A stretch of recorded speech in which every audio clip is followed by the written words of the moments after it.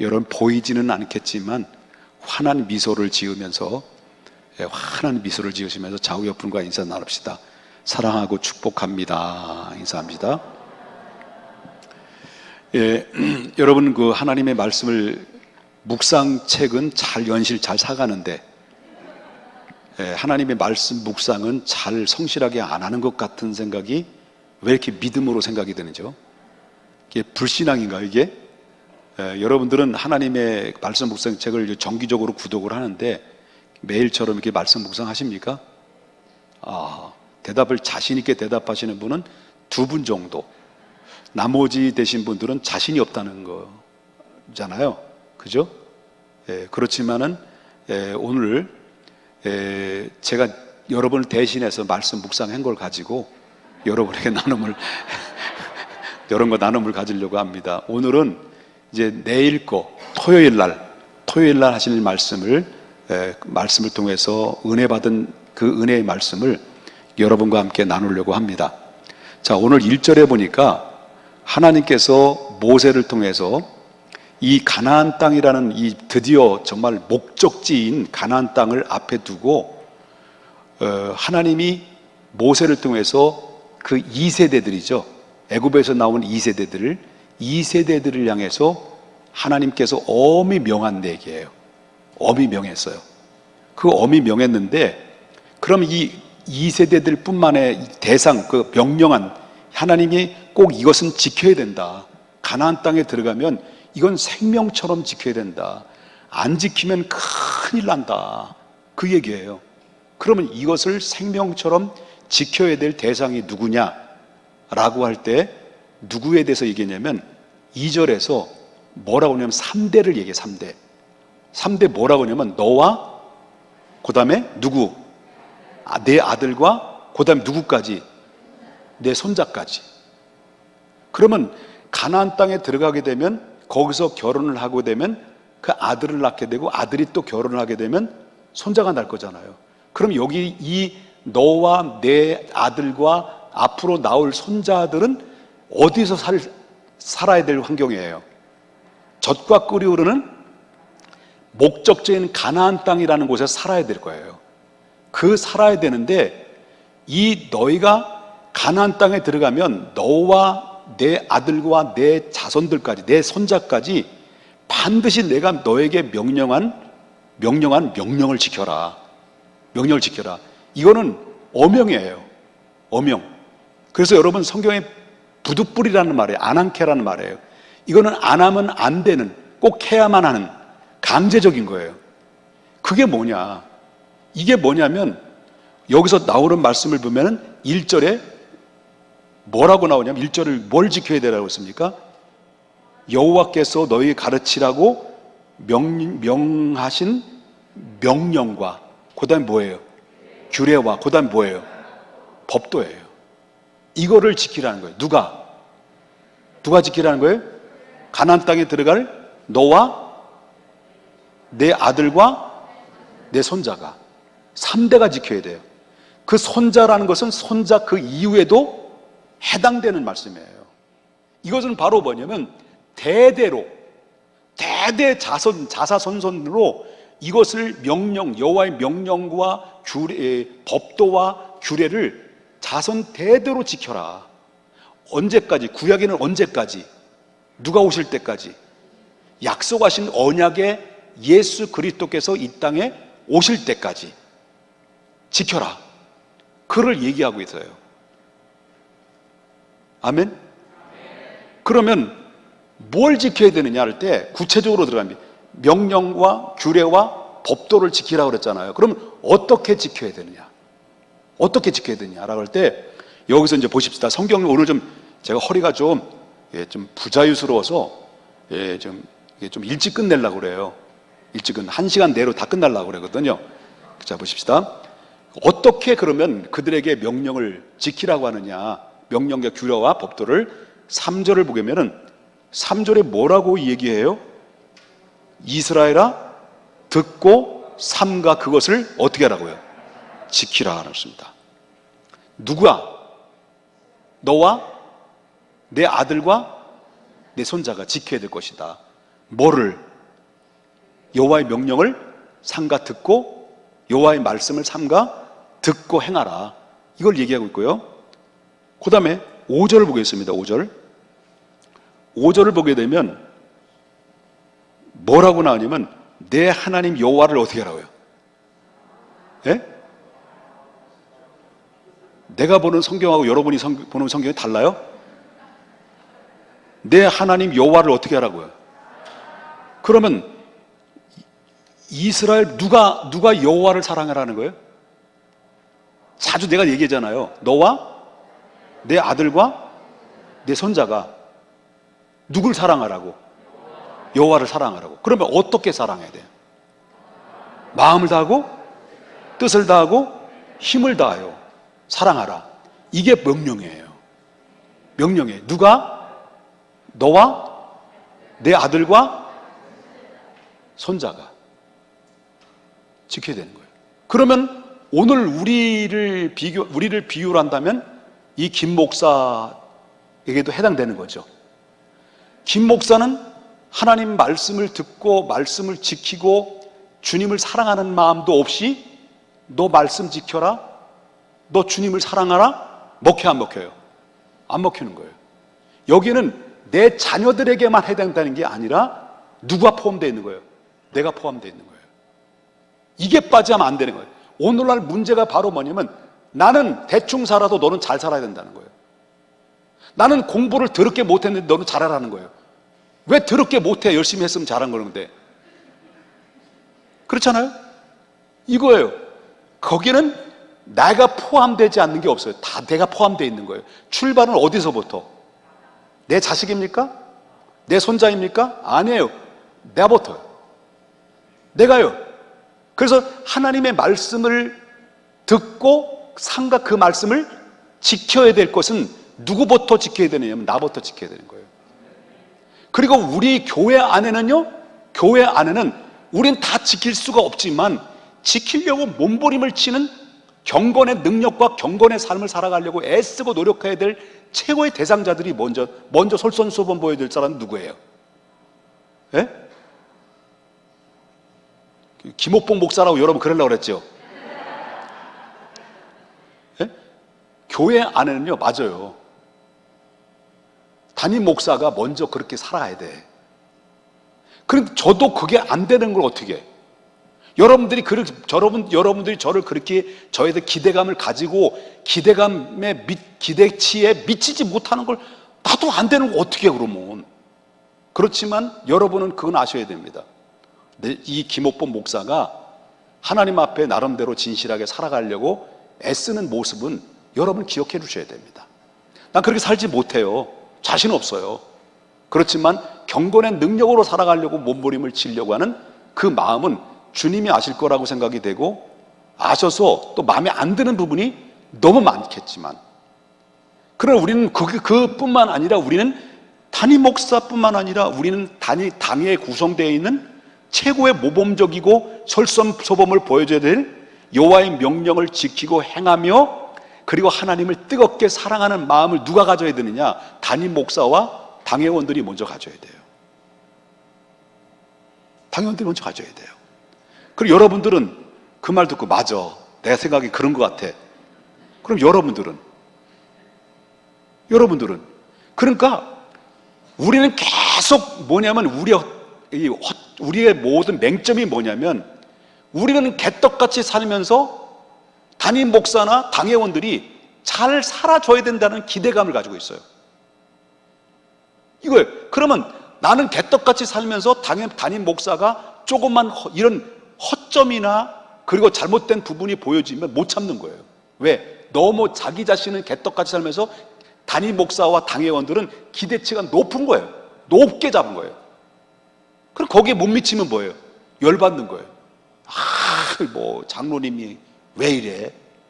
목사가 왜 이래? 어디 식당을 갔는데 5,000원 만에 10년 만에 자기 돈으로 삼겹살 사 먹었는데 목사가 고기를 너무 밝혀? 이런 등등 따지고 보면 얼마든지 캐서 정말 한마디로 추락시킬 수 있는 가능성들이 얼마나 많이 있는지 몰라요. 그렇기 때문에 모든 대상은 순서적으로 말한다면 바로 하나님 여호와의 명령을 지키고 행하고 하나님을 사랑하는 마음을 가지고 있는 것에 최고의 교회 안에서의 모델이 되고 모범이 될 사람은 담임 목사고 그 다음에 당회원들이고 중직자예요. 그러나 여기는 거기만 해당되는 것이 아니라 바로 당신들에게도 동일하게 해당된다. 이 마음을 잊어버리지 않 된다는 거예요. 나는 아니고 너는 기다라는 이 생각은 상당히 위험한 거예요. 상당히 위험한 거예요. 그렇기 때문에 우리 모두에게 주어진 하나님의 말씀인 것을 여러분 절대 잊어서는 안 된다는 거예요. 믿습니까? 그리고 여기서 나오는 말씀 보게 되면 저 사랑하라는 말이 나오고 어떻게 사랑하라고요? 마음을 다하고 뜻을 다하고 힘을 다해서 누굴 사랑하라고요? 여호와를 사랑하라. 그래서 어떻게 이것을 마음을 다하고 뜻을 다하고 힘을 다해서 여호와를 사랑한다는 이 말을 함축해서 한마디로 요약한다면 어떻게 사랑하는 거예요?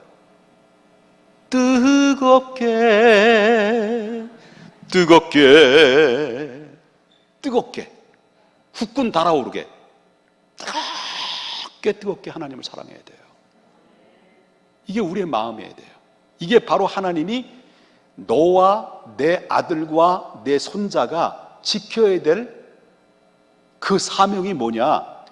하나님 여호와의 말씀을 듣고 삼가 지켜 행하는 것과 하나님을 사랑하되 마음을 다하고 뜻을 다하고 힘을 다하여 뜨겁게 사랑하라. 이것이 바로 가나안에 들어가야 될 이스라엘 백성들에게 주신 어명이에요.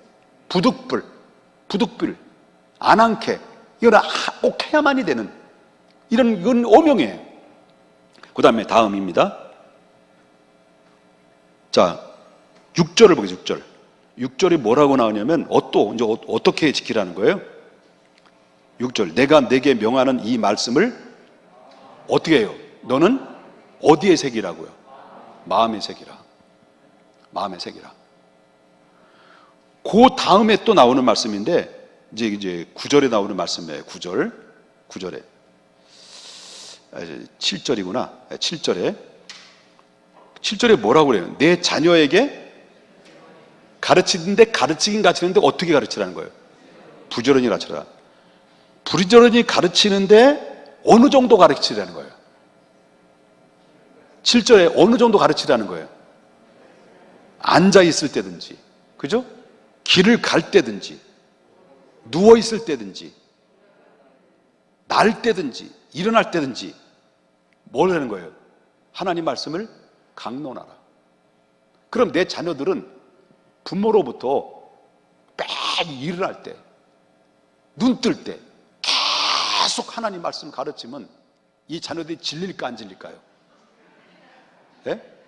골 깨질까 안 깨질까? 깨지지. 깨지는 거잖아요.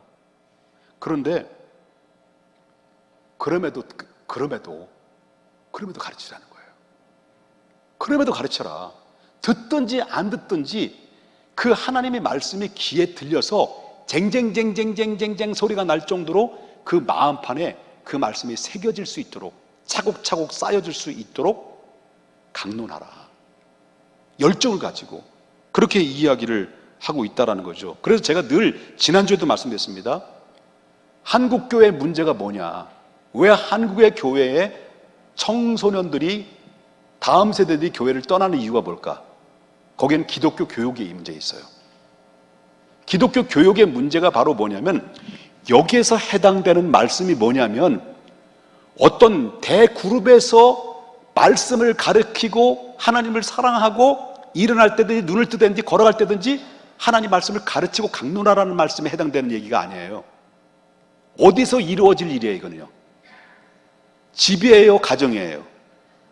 집이나 가정이잖아. 똑같잖아. 예? 어디서 이걸 이루어줘야 돼요? 하나님 말씀을 들려주고 이 말씀을 지켜 행하게 하고 여호와를 사랑하되 뜨겁게 사랑하고 그 말씀을 마음판에 새겨서 귀로 일어날 때든지 눈을 뜰 때든지 걸어갈 때든지 잘 때든지 계속해서 뭘 하는 거예요? 말씀을 강론하라. 꽃밭에서는 꽃, 이것만 가르치지 말고, 예? 날 사랑하심, 이걸 가르쳐 줘야지. 그런데 부모님들이, 오늘날 기독교의 문제는 바로 뭐냐면 부모들이 이걸 가르쳐 줘야 되는, 가정에서. 이게 정상이에요. 그런데 문제는 부모들이 잘못된 것이 뭐냐, 여태까지 기독교 역사를 보게 되면 잘못된 게 뭐냐면, 이거를 이 가정에서 이루어지는 오늘 본문의 말씀을 누구에게 위탁을 했어요? 어디에다 위탁을 한 거예요? 가정에서 말씀을 전해야 될 이 말씀들을 어디에다 위탁한 거예요? 교회에다 위탁한 거예요. 주일학교 교사들한테. 그럼 물어봅시다. 주일학교 예배가 일주일에 몇 번 예배를 드려요? 딱 한 번 드려요. 그러면 여러분, 교사들이 와서 물론 열심히 하고 목사님이 열심히 말씀을 증거하지만은 여러분 보세요. 들어보세요. 자꾸 오늘 별로 기분이 안 좋은 설교를 자꾸 하네. 미안합니다만은. 여러분 들어보세요. 주일날 와서 예배 드려요. 오후 예배도 말씀 들어요. 그 다음에 수요일 날마다 또 와서 또 예배 드리고 말씀 들어요. 금요 와서 또 기도해서 말씀 들어요. 새벽 기도에 말씀 들어서 열심히만 오면 한 달에 50편의 설교를 들어. 그죠? 50편의 설교를 들어도 못 알아듣는데, 엉뚱한 소리 하고 다니는데, 이해를 못 해가지고 50편의 설교를 들어도 이 말씀이 어떤 말씀인지 이해를 못하고 엉뚱한 소리를 하고 돌아다니는데, 여러분 일주일에 한 번 예배, 주일학교 애들에게 그것도 율동 빠지고, 예? 간식 빠지고, 설교 듣는 시간 고작 15분? 분방 공부 한 15분? 30분? 일주일 동안 한 번 30분 정도의 말씀을 들을 기회가 30분밖에 없어, 일주일에. 저는 가만히 본 거예요. 그러면 이 아이들이 왜 오늘날 우리의 가정에서 우리들의 자녀들이 왜 다음 세대가 아닌 다른 세대로 바뀌었느냐? 왜 우리들의 자녀들은 다른 세대로 바뀌어가지고 전혀 기독교와 상관없는 다른 문화권에, 세상 문화권에서 우리의 아이들이 우리 가정 안에서, 공동체 안에서 이렇게 코드가 맞지 않아서 서로 싸움하고 아기다툼하는 이유가 뭐냐? 누구 책임이느냐? 교회 책임도 아니에요. 이건 가정의 책임이에요. 부모님들이, 이거는 오늘 본문에 나오는 말씀은 어떤 대그룹에서 이루어지는, 공동체에서 이루어지는 것이 아니라 가정의 공동체에서 주시는, 공동체에게 주시는 말씀이에요. 우리 부모님들은 열심히 와서 예배 드리고 열심히 헌신하고 봉사하는 사이에 우리 아이들은 주일날 집에 와서는 일주일 내내 너는 공부해, 청소해, 밥 처먹어, 이거예요. 계속 우리 자녀들은 쪼고, 그러나 근본적으로 쪼아야 될 게 바로 뭐냐? 듣든지 안 듣든지 내 귀에, 애들의 귓구멍에 뭘 집어넣어줘야 돼요? 하나님의 말씀을 집어넣어줘야 돼요. 듣든지 안 듣든지. 근데요, 여러분, 세상의 지식을 들어가게 되면, 어떤 세상의 문화가 그 아내를 점령하게 되면, 점령이 되고 그 아이들의 다른 세대가 되었다 할지라도, 여러분 어렸을 때부터 하나님 말씀으로 각인시켜서 듣든지 안 듣지 계속 전해주면 이 귀에 들려오는 말씀이 내 자신도 모르게 콩나물에 물을 주면 물이 다 빠져나가지만 영양분이 그대로 있는 것처럼, 내 자녀들이 말씀이 그대로 서서히 자라나면서 세속에 물들어 있고 세상 문화 속에서 살아가는 그 아들과 딸들일지라도 그 안에 잠재되어 있는, 내재되어 있는 하나님의 말씀이 그를 다시 언젠가는 다시 돌아오게 하는 능력이고, 그리고 엄청난 자석과 같은 힘이, 딸려오는 힘이 그의 안에 내재되어 있는 하나님의 말씀의 능력이에요. 기독교의 이 문제, 기독교 교육의 문제는 바로 이거였어요. 그래서 강단에서 제가 그걸 뼈저하게 느꼈고, 제가 이런 질문을 했어요. 어떤 목사님들이 모여가지고 이런 질문을 했어요. 목사님, 귀신의 정체가 뭡니까? 물어봤어요. 아니, 귀신의 정체를 물어봤는데 목사님들이 대부분의 뭘로 하냐면 사람이 죽은 사후의 영혼이 천국에도 못 들어가고 지옥에도 못 들어가서 떠돌아다니는, 구천을 떠돌아다니는 그 존재를 귀신이라고 이렇게 보는 생각을 가지고 있는 분들이 많이 있더라고요. 맞아요, 틀려요? 틀려요, 틀려요? 틀린 거잖아요.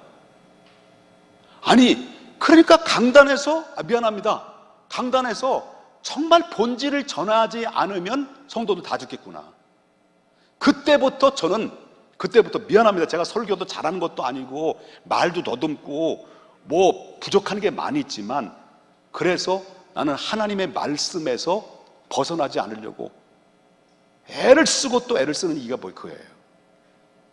오늘 정말 들어야 될 말씀이 어떤 말씀이에요? 세상의 말씀이에요? 세상에 성공하는 비결입니까? 바로 여러분 은사를 받아가지고 축복과 귀신을 내쫓는 게 목적입니까? 그게 아니잖아요.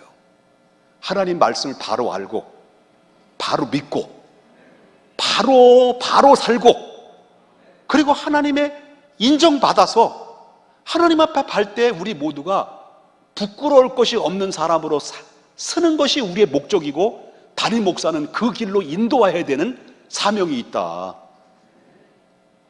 저는 10년 전부터 그 고민을 많이 했어요. 정말 이 강단에서 선포되는 이 말씀이 이대로 돼야 되는가? 이대로 돼야 되는가? 이런 말씀들을 많이 고민을 하다가, 하나님의 말씀은 가급적이면 하나님의 듣기가 딱딱하고 어렵더라도 하나님의 말씀을 하나라도 더 전해서 듣고 알아듣든 못 듣든 계속 듣다 보면 그 말씀의 무기가 돼서 여러분, 우리 자신도 모르게 여러분 멘탈이 무너지지 않고 든든하고 단단한 믿음의 토양으로 세워진다는 것을 저는 믿기 때문에 지금까지 일관적으로 기회해왔습니다. 옆에 분 보십시다. 몸이 얼마나 단단하게 보여요. 말씀 듣다 보니까. 몸만 이게 웃긴 건데 이게 안 웃네. 몸만 단단한 거 아닌가. 신앙이 얼마나 단단히 다져졌어요. 이 내가 수준이 높은 겁니까, 지금? 못 알아듣는 게? 여러분, 기독교 교육의 문제 여기 있어요.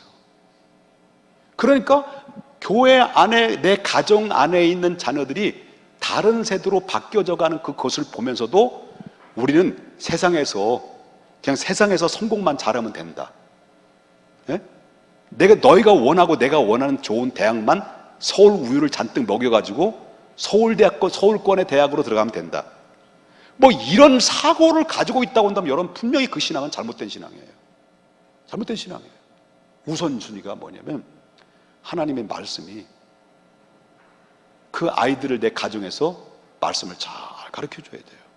애기 엄마, 특별히 김은혜 집사님 잘 들어야 돼요. 자칫 잘못되면 시원이가 욕부터 배워. 이씨. 그래서 첫 마디 쓸 때 할렐루야 이것도 봐야 돼. 아멘 이것도 가르쳐 줘야 돼. 이게 바로 농담이 아닙니다. 정상입니다. 그리고 우리 애들은요, 애들 얘기 자랑하는 거 아닙니다. 자랑입니다. 주일학교 때 우리 청년들을 모여놓고, 요번 청년들이 그때 당시에 한 10대 명 이렇게 모였어요. 초창기 때. 그때는 모여가지고 이렇게 원형으로 앉아가지고 제가 잘 치지 못하는 통기타를 치면서 찬양을 인도하고 막 뜨겁게 했단 말이에요. 그러면 제가 안수하고 두 손 들고 기도 얼마나 뜨겁게 기도하는지요. 얘네들이 그걸 다 보는 거예요. 같이 살았으니까. 보면 이 아이가 누구라고 얘기는 안 해요. 둘째라고 얘기는 안 해요. 지나가면서 청년들 머리에 다 안수를 놓고 기도를 하는 거예요. 근데 그 은혜를 받아가지고 오영화 선교사님이 은혜를 받은 거예요. 나 지혜한테 안수 받아서 은혜를 받았다. 눈물을 얼마나 흘려대는지. 그래가지고 은혜 받고 지금 선교사님 마누라 됐잖아요. 아니 그건 아닌데. 설교 빨리 끝난다는 게 왜 이런지 모르겠어 나 이제. 기독교, 한국 교회가 다시 거듭나야 된다는 생각이 들고요. 교회 학교가 참 중요합니다. 주일학교 참 중요합니다. 근데 여러분, 젊은 엄마들 잘 들어야 됩니다. 일주일에 한 번 드려지는 예배 가지고 우리 주일학교 아이들이 믿음이 세워질 수 있겠는가? 세워질 수 있다라는 믿음을 가져야 되는데 저는 불완전하다고 생각이 돼요. 그렇기 때문에 끝없이 뭐가 이루어지느냐? 가정에서 성경의 말씀과 신앙의 교육을, 오늘 본문에 나오는 말씀을 그대로 이야기한다면 여호와의 말씀을 귀에 들려지고 그 말씀을 지키게 하고, 하나님을 사랑하는 것을, 어떤 것이 사랑하는 것인지를 뜨겁게 사랑하는 법을 가르쳐주고, 그 말씀을 듣든지 안 듣든지 계속 말씀의 귀에 들려져서 마음판에 새겨지게 하셔서, 그리고 그 아이들을 가정 안에서 신앙이 토양이 만들어진 상태 속에서 주일날 와가지고 주일학교 예배 드리는데 총 마지막 결론을 짓는, 총 정리하는 그 한 주간의 마무리를 짓도록 하는 것이 이게 정상인데, 이 모든 것을 다 교회 학교에다 떠맡기고 우리 자녀들이, 우리 교사님들이 잘 가르쳐 주겠지라는 이런 위탁 교육 방식이 결국 우리 가정의, 기독교의 가정을 멍들게 만들었고, 그리고 다음 세대들이 다른 세대로 바뀌어지게 만드는 원인이 됐다.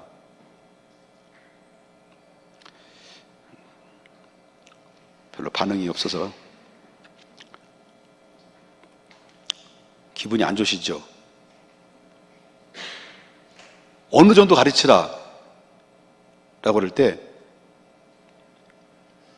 말씀을 강론할 때 여러분, 부모님들이 해야 될 것이 뭐냐, 저 이런 생각을 했습니다. 말씀 묵상을 하셔라. 예? 말씀 묵상. 오늘 매일마다 들려주시는 하나님의 말씀 묵상을 한 것을 가지고 오늘 받은 은혜가 이 말씀이다. 가끔마다 우리 가정에도 우리 매일 말씀을 나누는 것이 아니라 그냥 앉으면 식탁에서 자연스럽게 트로트도 좀 부르고, 그리고 찬양도 부르고, 그 다음에 자연스럽게 하나님의 은혜의 말씀을 나눠요. 나누면 내가 전혀 미처 깨닫지 못하고 전혀 생각하지 못했던 말씀을, 은혜 받은 것들이 나올 때마다 좀 깜짝깜짝 놀라요. 아니, 이런 말씀을 통해서 은혜를 받았나. 여러분, 이러면서 가정이 뭐예요? 다른 세대로 가려는 것을 차단시켜주고 다음 세대로 계속 아버지가 아들로, 아들에서 손자로 계속 이어지는 그런 놀라운 역사의 대물림이, 이게 정상인데 오늘날 대가 끊어졌다. 야, 이거 참 문제가 많고요. 물론 또 주일학교에는 인구의 문제도 있어요. 제가 합정초등학교 운영위원장이신 김모 목사님이 저거 잘 절친한 분인데, 옛날에 그렇게 반마다 꽉꽉 찼는데 한 학년이 한 학기밖에 없대요. 한 반밖에 없대. 그래요? 제가 나온 성동초등학교 56회 졸업생인데, 제가 다녔을 때는 4학년 때는요 너무 많아가지고요, 별관, 옛날 그 성결교회 그 앞에 별관에서 4학년 때까지 제가 학교를 다녔어요. 그 정도로 많았는데 인구가 줄었어요. 그러니까 여러분, 시집 가서 장가 가서 막 낳아야 돼. 이 나라 살려야 돼. 형제자매 몇 명 낳을 거예요? 3명. 둘 더 못해. 형제자매 몇 명? 고개 드세요. 셋, 알파, 오메가. 자, 그러면 자 보겠습니다. 정리합니다. 잘 들어야 됩니다. 오늘 이 말씀은 정말 필요한 시대에 요구되는 것이 오늘 이 시대예요. 이 말씀은 정말 요구되는 말씀이 오늘 이 시대에.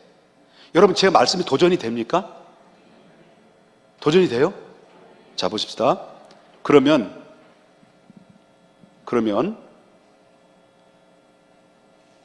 하나님의 말씀을 듣고 삼가 그것을 지키고, 하나님을 뜨겁게 사랑하고, 그 다음에 하나님의 말씀을 마음판에 그 말씀을 새기게 하고, 그 말씀을 일어날 때든지 눈을 뜨든지 앉을 때 걸어갈 때든지 그 말씀을 새기고, 그리고 천장에도 달고 보게하고 문설주에 발라서 하나님 말씀을 읽게 하고, 그만큼 그렇게 외치고 또 강조하고 또 강조하는 이유가 뭘까? 여러분, 하나님의 말씀이라는 무기가 없으면 전쟁터에 나가서 져요.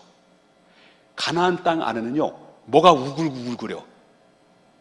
가나안 땅에 살고 있는 사람들 안에는 뭐가 우글우글거려요? 우상, 각종의 더러운 우상과 귀신을 섬기는 모든 적들이 진을 치고 있는 가운데 있기 때문에 하나님의 말씀을 정말로 천장에 달고 문설주에 바를 정도로, 그 정도로 하나님의 말씀을 철두철미하게 이 말씀을 지켜 행하도록 하지 않으면 거기 안에 반드시 다음 세대들이 다른 세대로 바뀌어지기 십상이기 때문에 하나님 그걸 알고 그렇게 무리하지만 계속 강조했던 이유가 여기인데, 오늘 이 시대 4차 산업 시대의 입문 과정에서 우린 똑같이 그 가나안 땅에 들어가는 입문 과정과 오늘날 이 세대가 4차 산업에 들어가는 입문 과정과 다를 바가 없어요.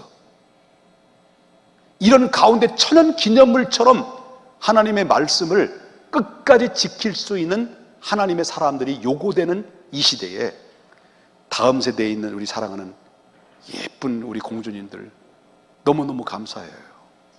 목사님 말씀 이해됐죠? 그래, 끄떡끄떡 안 해도 그 마음 알아. 모든 세상에 다 귀찮아, 힘들어, 얼마나 숨쉬기가 어려워. 청년들도 이해됐어요? 그러면 우리가 이렇게 지켜 행하면 하나님이 어떤 결과를 우리가 보여주겠냐고 약속하냐? 약속이에요.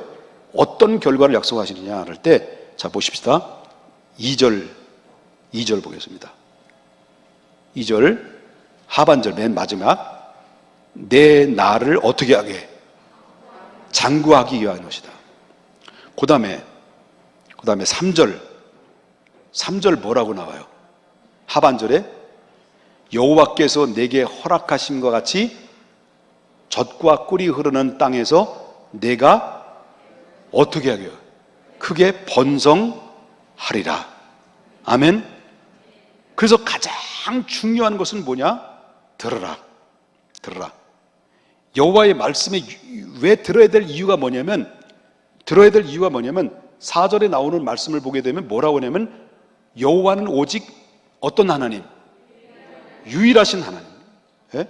유일하신 하나님이다. 복과 저주의 결정권자가 누구냐? 하나님이시고, 이 세상의 모든 신은 오직 유일하신 하나님 한 분밖에 없다. 그렇기 때문에 모든 복을 주는 것은 다른 외부에서 주는 것도 아니고 어떤 신들에 의해서 주어진 것이 아니라, 이 신은 사람들이 만들어 놓은 것이지 유일한 신은 오직 하나님 한 분밖에 없다. 그러니 축복권도 하나님 한 분밖에 없다. 그러므로 너희가 축복을 받기를 원하느냐? 이 가나안 땅에서 젖과 꿀이 흐르는 가나안 땅에서 복을 받기를 원하느냐? 절대권자인 하나님이 결정해서 이루어진다. 그러면 말씀 지켜라. 하나님 뜨겁게 사랑하라. 이것이 바로 하나님 우리의 약속하신 주님의 말씀이라는 것을 기억해야 될 줄 믿습니다. 할렐루야. 우리 잠깐